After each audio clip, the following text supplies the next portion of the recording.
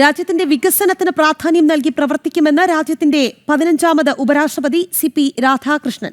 ജനാധിപത്യമെന്ന നാണയത്തിന്റെ ഇരുവശങ്ങളാണ് ഭരണകക്ഷിയും പ്രതിപക്ഷവും. 452 വോട്ടുകളോടെയായിരുന്നു CP രാധാകൃഷ്ണന്റെ ജയം. പ്രതിപക്ഷ നിരയിൽ വലിയ വോട്ട് ചോർച്ചയുണ്ടായതോടെ 300 വോട്ടുകൾ മാത്രമാണ് ഇന്ത്യ മുന്നണിക്ക് വേണ്ടി മത്സരിച്ച സുപ്രീം കോടതി മുൻ ജഡ്ജി ജസ്റ്റിസ് B സുദർശൻ റെഡ്ഡിക്ക് നേടാൻ സാധിച്ചത്.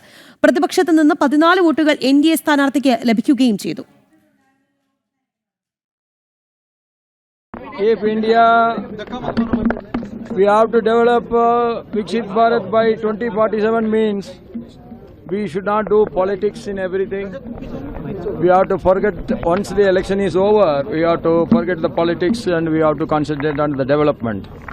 I will, in the new capacity, I will try my best for the development of this nation. In democracy, yes.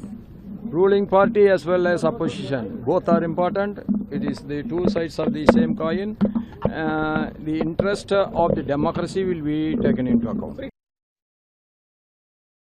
വിവരങ്ങളുമായി ജിഷ്ണു കൃഷ്ണനാണ് ചേരുന്നത്. ജിഷ്ണു, ഈ ഇന്ത്യ മുന്നണിയുടെ തോൽവി പ്രതീക്ഷിച്ചത് തന്നെയാണ്. പക്ഷേ ഈ വോട്ട് ചോർച്ച അത് വല്ലാത്ത ആഘാതമാണ് ഉണ്ടാക്കിയിരിക്കുന്നത്. ഞാൻ മനസ്സിലാക്കുന്നത് ചെറിയ പാർട്ടികളൊക്കെ തന്നെ NDAക്കൊപ്പം നിന്നു എന്നുള്ളതാണ്.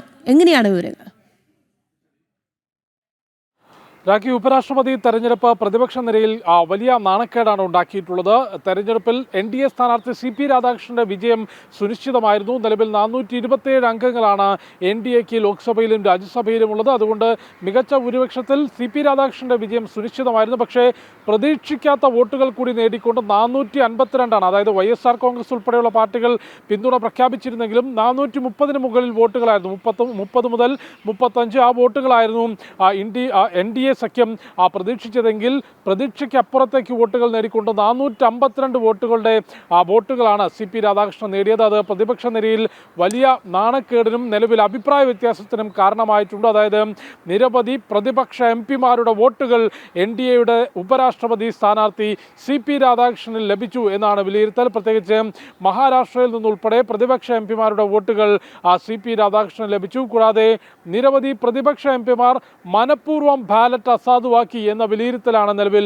കോൺഗ്രസ് ഉൾപ്പെടെ നടത്തിയിട്ടുള്ളത്. അത്തരത്തിൽ ഉപരാഷ്ട്രപതി തെരഞ്ഞെടുപ്പ് പ്രതിപക്ഷ നിരയിൽ വലിയ വോട്ട് ചോർച്ചയ്ക്കും അത് വലിയ നാണക്കേടിനും നേതാക്കൾ തമ്മിലുള്ള അഭിപ്രായ വ്യത്യാസത്തിനും കാരണമായിട്ടുണ്ട് എന്നാണ് വിലയിരുത്തേണ്ടത്. നേരത്തെ തന്നെ ഉപരാഷ്ട്രപതി സ്ഥാനത്തേക്ക് തെരഞ്ഞെടുപ്പ് ഒഴിവാക്കിക്കൊണ്ട് സംയുക്തമായ ഒരാളെ തെരഞ്ഞെടുക്കണമെന്ന നിർദ്ദേശം കേന്ദ്ര സർക്കാർ വെച്ചിരുന്നു. പക്ഷേ ഇത് പ്രത്യയശാസ്ത്രത്തിൻ്റെ പോരാട്ടമാണ്. മുഴുവൻ പ്രതിപക്ഷ MPമാരും ഒരുമിച്ച് നിൽക്കും. 315 പ്രതിപക്ഷ MPമാരുടെ വോട്ടും കൂടാതെ ഭരണപക്ഷത്ത് നിന്ന് അപ്രതീക്ഷിത വോട്ടുകളും പ്രതിപക്ഷ സ്ഥാനാർത്ഥി B സുദർശൻ റെഡ്ഡി നേടും എന്ന പ്രതികരണമായിരുന്നു തെരഞ്ഞെടുപ്പിൻ്റെ ഫലപ്രഖ്യാപനത്തിന് മുൻപേ വരെ നിരവധി പ്രമുഖരായിട്ടുള്ള പ്രതിപക്ഷ നേതാക്കൾ നടത്തിയിട്ടുള്ളത്. എന്നാൽ ആ പ്രതികരണങ്ങളെല്ലാം തെറ്റിച്ചുകൊണ്ട് പ്രതിപക്ഷത്തിന് അവരുടെ മുഴുവൻ വോട്ടുകളും നേടിയെടുക്കാൻ സാധിച്ചില്ല എന്ന് മാത്രമല്ല 15ലധികം വോട്ടുകൾ അസാധുവാവുകയും ചെയ്തു. അതുകൊണ്ട് തന്നെ വലിയ വിജയം 152 വോട്ടുകളുടെ ഭൂരിപക്ഷമാണ് ഉപരാഷ്ട്രപതി സ്ഥാനാർത്ഥിയായി മത്സരിച്ച CP രാധാകൃഷ്ണന് ലഭിച്ചിട്ടുള്ളത്. 767